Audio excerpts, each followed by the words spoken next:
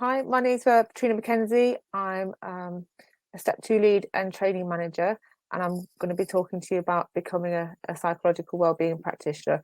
And it's a really exciting time actually because there's a new route that's just started, which is the Apprentice Psychological Wellbeing Practitioner route, which I'll be kind of talking you through in a little while. But fundamentally, what we're going to go through today is we're going to go through a bit of background around IACT and what it is. A little bit of the history. We're going to talk a little bit about the role of psychological wellbeing practitioner, what it involves, what it's like to be one, and then we're going to talk about the different training routes and also some progression routes as well.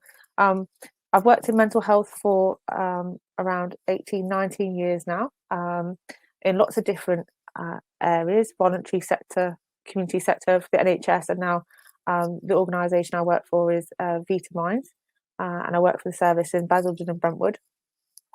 And mental health is an extremely rewarding area to work in, and one I've really enjoyed. And I'm really happy to be presenting today because I think it's really important to make people aware of all the different careers that are possible in terms of health and what opportunities there are for you as someone kind of up and coming really, and thinking about what you might like to do in the future as a career. Okay. So IACT, which stands for Improving Access to Psychological Therapies, came about really around 2008, following a report by Layard, and he kind of outlined that there would be savings made, and it would make an economic difference to provide support for people experiencing anxiety and depression, and enable them to come off incapacity benefit and return to the world of work, really. So that was the kind of argument for this kind of service. And before this, really, kind of care across the country was really kind of patchy. Some areas had some therapists, some areas didn't, but also the type of therapy that was being offered was very different from one area to another, from one GP surgery to another. So IACT has really brought about a mass change in enabling people to access evidence-based approaches.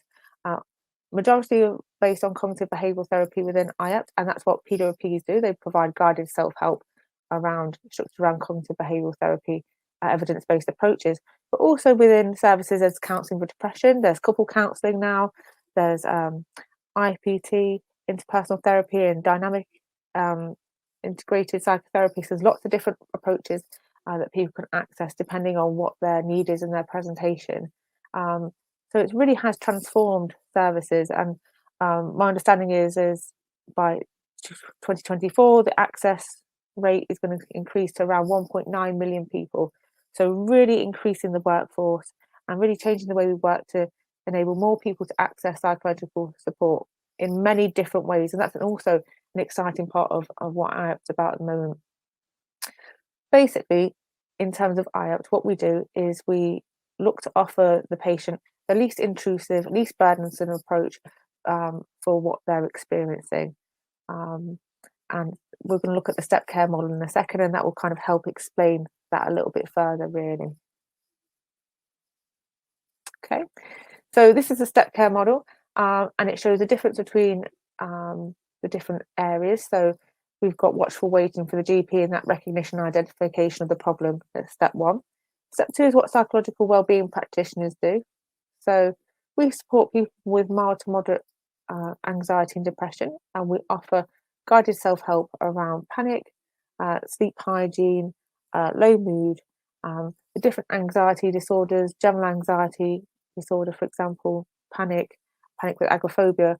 We look at also things like problem solving with patients as well, and we do structured treatments, which are around 6 to 8 sessions on average, and we kind of do these in different forms. Sometimes it's online, sometimes it's via webinar, sometimes it's via group, face-to-face group. Now COVID restrictions are starting to ease a little bit. It can be over the phone, face-to-face, so we can deliver these interventions in lots of different ways, and that's what makes step two really exciting. You've got step three therapists, which are high intensity therapists, and they support people with perhaps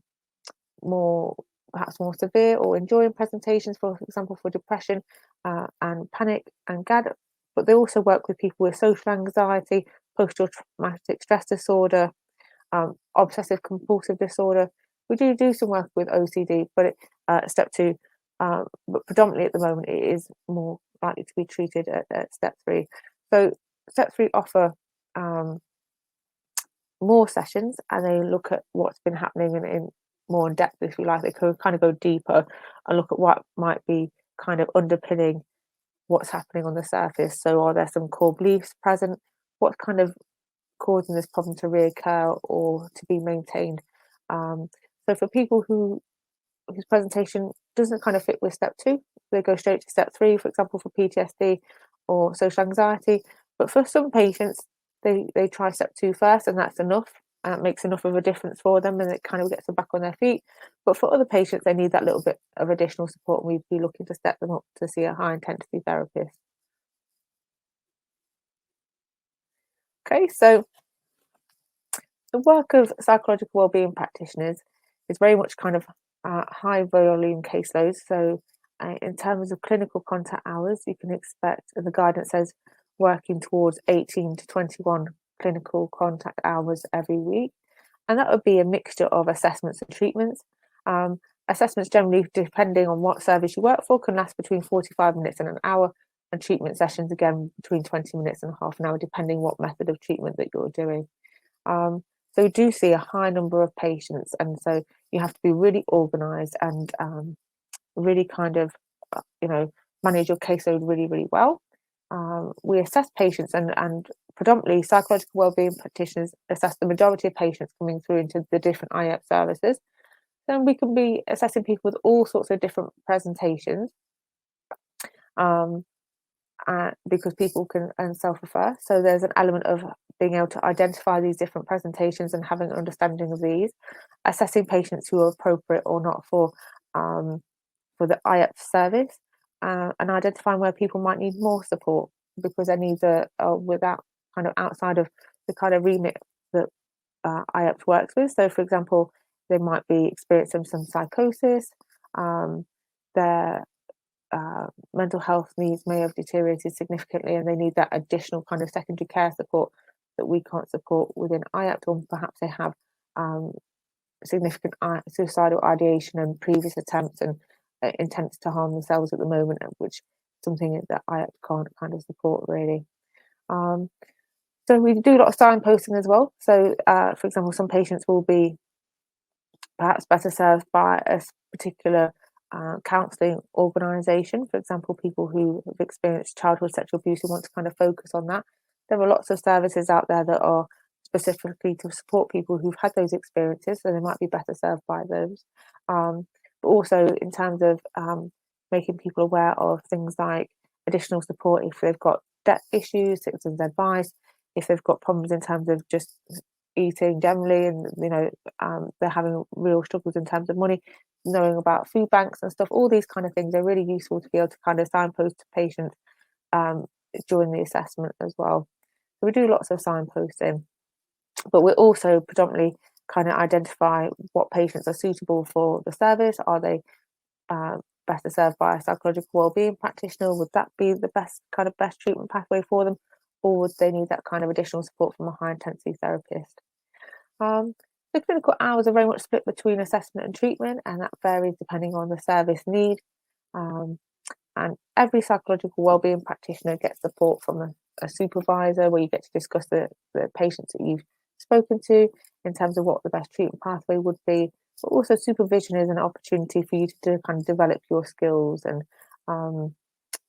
be aware of kind of how your sessions are going and what kind of changes you might make to make those better and improve those, looking at people's recovery rates, thinking about hurdles that are rising in treatment, but also thinking and running lots of clinical skills sessions for psychological wellbeing practitioners to support them in their learning and development throughout their career really.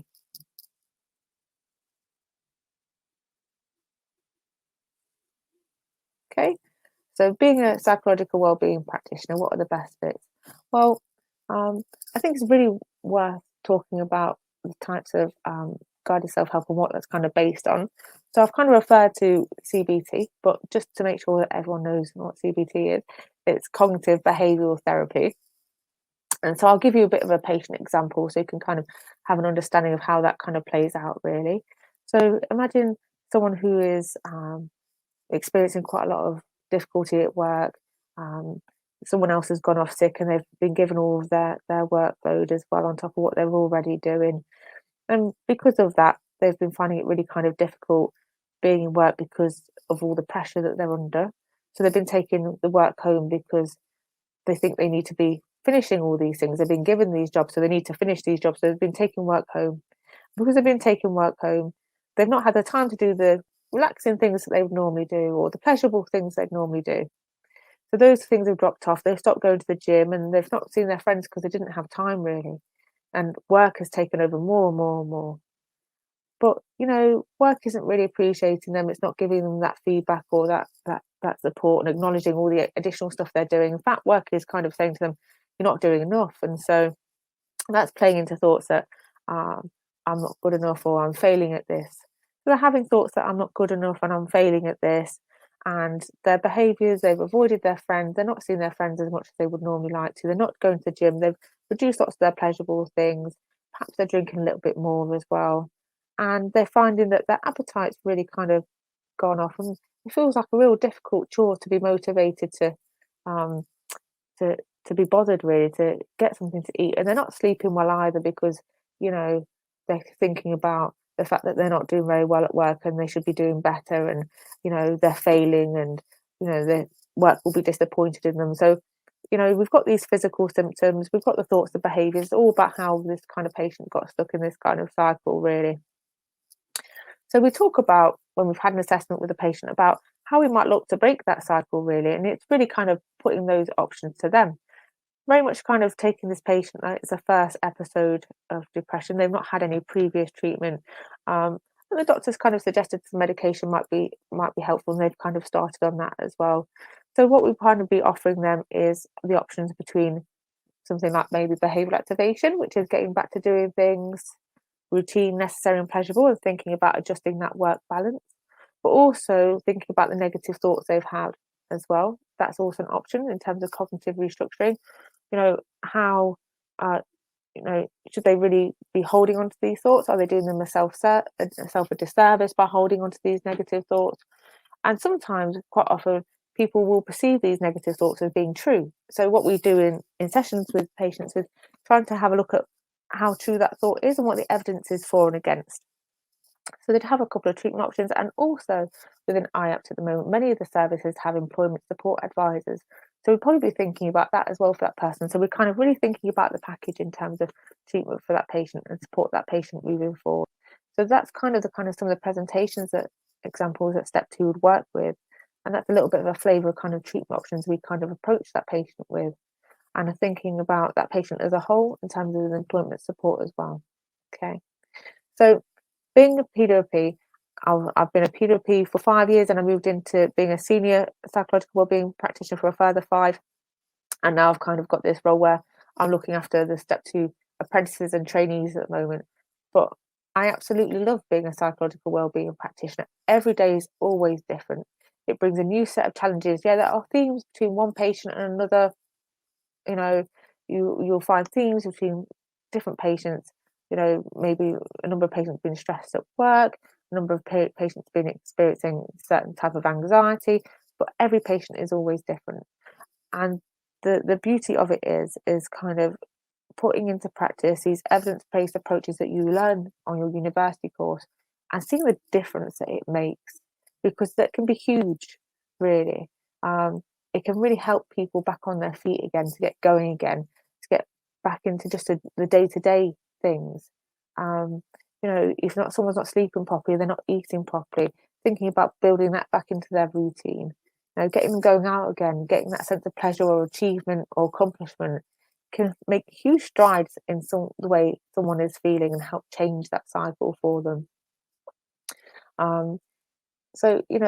Low intensity CBT interventions can guide the patient and gain insight into their low mood and anxiety. And that's huge, really. You can really see the lights go on for patients when they realise what's going on for them. Because when you're in the middle of feeling this way, it's really difficult to identify these different areas and how you've kind of become stuck. But by working this out with the patient and kind of describing it in this way, it gives them this insight to understand what's happening for them, and what they can do about kind of moving forward and changing things really, and how we can kind of approach that together and support them in that journey. And opportunities, in terms of what we do at Low Intensity with psychological wellbeing practitioners to deliver our evidence-based approaches in so many different ways now. So obviously there's face-to-face, and there's telephone, but now we can do things on Teams, we can do webinars, we can do face-to-face groups, we can do groups online. We have a package called Silver Cloud where we support patients working through particular areas in guided self-help, and they can do that fully online with support from a PWP in between that to kind of help work through the different areas of the package that they're focused on. There's so much potential for the role as well, and getting psychological wellbeing practitioners to think about being champions for certain areas and think about what they might and how they might want to develop their skills or their specialist interest. So looking at digital work, thinking about service user forums, and that kind of co-collaboration in terms of developing services and providing a service which reflects what patients need in that particular area, because one area is very different to another. Having champions who look at addressing inequalities in terms of the service provision that we're delivering, looking at underrepresented groups.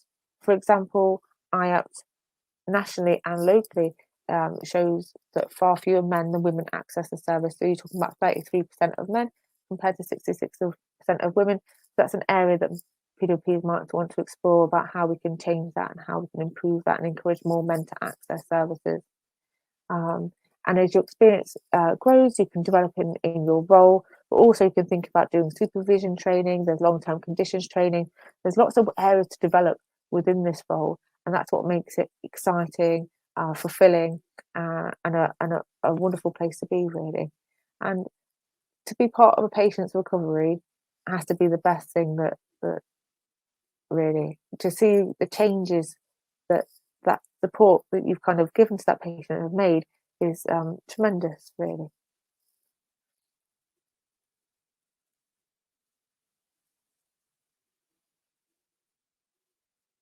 Okay. I can see my presentation's disappeared, so I can bring it up for myself and have a look at what my next page is.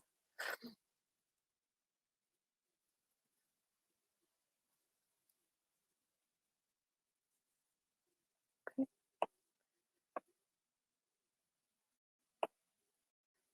Memory isn't that good, so I just need to have a quick look. Where I should have printed it on paper, really. Next slide's the Apprentice Route. Okay. So, can you not see the slides? Is that the... No, it's disappeared completely. Papers. I've got my. It's all right. Okay. So the Apprentice Route. I've got up in front of me now. So the Apprentice Route. Wonderful, thank you. They've reappeared. That's awesome. Okay, so the Apprentice Route is really exciting. That's what started this year, really, from September 2021, and it's really looking at developing the workforce, but also encouraging people from backgrounds who might not have originally thought they could kind of access this kind of role to be able to have that opportunity. So it's for people aged 18 years and above. Okay, you need to have a GCSE in English and Maths, or the equivalent of an HSC grade in English and Maths. Demonstrate transferable skills and some experience gained within mental health, or so like some voluntary experience, or perhaps you've kind of worked in kind of a role where you've been a support worker, or worked with children with special needs, or worked on a helpline, or volunteered in any of these kind of areas, really, or you've been an administrator in a support service, whatever, kind of having some experience and some understanding of working in mental health, or having voluntary experiences, or even personal experience where you've had your own mental health difficulties, where you can demonstrate that you can transfer these skills into this role. You don't have to have a degree, and this is what makes the difference. So up until now, really, you've had to have a psychology degree, okay, to kind of move into this area, but you don't anymore. But what you do need to do is demonstrate that you can work at level 5. And the way that they do that is the university will set you a essay to do, to write, to show that you can work at that level. And it's a paid placement, the same as a trainee role. So you're paid at band 4, you'd do 1 day at university, 1 day study day, and 3 days in service. And I can tell you at the moment, looking at NHS jobs, there's at least 2 or 3 apprentice PWP positions in different services across the country. So it's well worth having a look. And at the end of the course, slightly different to the trainee PWP qualification, is you complete an endpoint assessment as well to demonstrate your ability to work in practice and how you kind of utilise that learning, really. But it is a fantastic new route to becoming a psychological wellbeing practitioner. So don't let the idea or that you need to have a psychology degree or a degree put you off kind of thinking about this as a career opportunity that might be good for you. And then we're going to look at the trainee route. So this is the kind of more traditional route, if you like, I suppose, at the moment, because it's more been going for much longer. You attend university, complete a low intensity psychological interventions course. Quite usually it's postgrad, because people tend to come with a degree, but it can be at graduate level. And it's the graduate level qualification you get if you follow the apprentice route. You do 3 modules, and these are the same for both courses, looking at assessment, treatment, values, diversity, and context. The same with the apprentice route in terms of days of study and level of pay. And supporting and experience in service complements your learning at university, just the same with the apprentice role. We structure what you're doing at work to kind of marry up with what you're learning at university. And when you get to a certain point of learning at university, we then start to give you some clinical work. But prior to that, it's all about shadowing and role play and stuff like that to kind of hone your skills, really, and become competent practitioners. So usually posts are advertised May to July for September intake, and then you're looking at December for March intake. But there's also some trainees now who will also start in January, and those kind of posts notoriously are advertised October, November time. There's lots of posts really for trainees at the moment. It is really competitive, so really have a think about your application form before you send it off. Look at the person spec and look at how and what you've written meets that, because quite often we get lots of applications for trainees and apprentices into the hundreds. Okay, so we're having to shortlist and be really rigorous with our shortlisting. So we have to get out that person spec and the things that we've written in it and look at how you meet each of those and score you against each of those. So if you haven't written about each of those, we can't score you, and the likelihood of you getting an interview will be less. So really think about what you're writing in that personal statement. A couple of lines isn't enough. It needs to be, a good, at least a page telling us about you and how you meet those areas.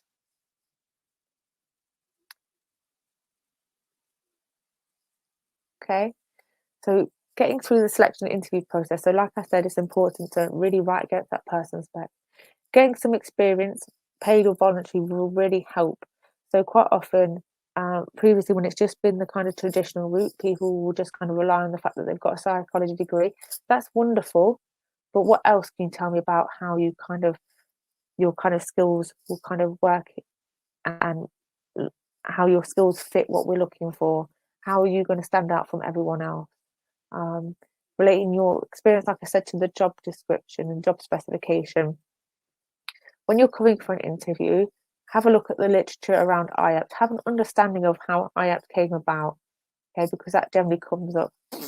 Have a think about the service that you've applied for, okay? And if you're sending off multiple applications, be careful you write the correct service name of the service you're applying for, because sometimes when we're doing lots of applications and we're doing them really quickly, we can make that mistake, okay? But it does show to the service you're applying. So just thinking about those things, taking some time over it. Have a read about the actual service you're applying for. Have a look at lots of services have values and things like that. Have a look at that. You could look on the IACT dashboard and have a look at the recovery rate for the service as well, because it looks and it shows that you've had to think about why you want to work for that particular service. Okay. And also prepare for a role play. Most interviews will contain a role play, and the role play isn't asking you to assess a patient like you would as a PWP. It's really kind of looking at your skills, your questioning skills, your manner, your empathy, your pacing, how interested and engaged you are with that person. It's thinking about those things. So have a think about how you do a role play. Maybe play that out with one of your friends or relatives or colleagues or whatever, but really kind of test that out. Also plan and prepare for a question around risk, because generally that will come up about what you would do if someone you were speaking to told you they had plans about ending your life. So thinking about that in terms of preparation. But also, if you're going to think about becoming a psychological wellbeing practitioner, you want to think about the impact on your well-being too. So, like I said to begin with, it's a high volume, high caseload job. We see lots of patients, okay? We assess lots of patients, we treat lots of patients. And when you're hearing people's difficulties day in, day out, do you think that's a job that you feel that you'd be able to do? Because it's not for everyone, and that's okay. But thinking about how you would kind of manage that, how you look after your well-being, thinking about your resilience as well, because it's really important to think about whether this is something that actually would be a career that you would enjoy. And then there's progression. So, like I said, IACT has lots of scope, really.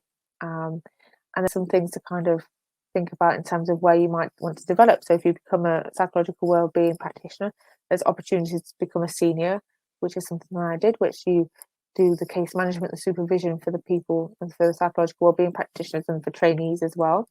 And you run clinical skill sessions. So it's just developing you that little bit further. There's step 2 lead positions as well, where you take on more of a managerial role, and you kind of very much more responsible for access rates and recovery rates and looking at those numbers and ensuring that the service is meeting the targets and objectives that it's been set. There's also opportunities to lecture as well on the courses. So because there are quite a number of psychological wellbeing practitioner courses now across the country, and with the apprentice courses as well, there's opportunities to move into the positions of lecturer and things, and that's really exciting. There's also option after 2 years to go on to high intensity and become a high intensity therapist, which you've been qualified as a PWP for 2 years. That's also a progression route. And like I said earlier, they treat people with